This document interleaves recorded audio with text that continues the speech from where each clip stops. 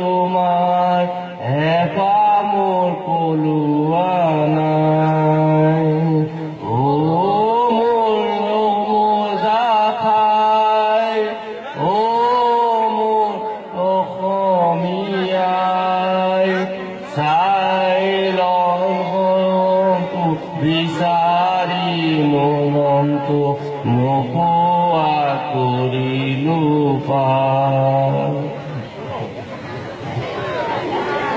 ইমান আপোনালোকে ধৈৰ্য সহকাৰে সভাত উপস্থিত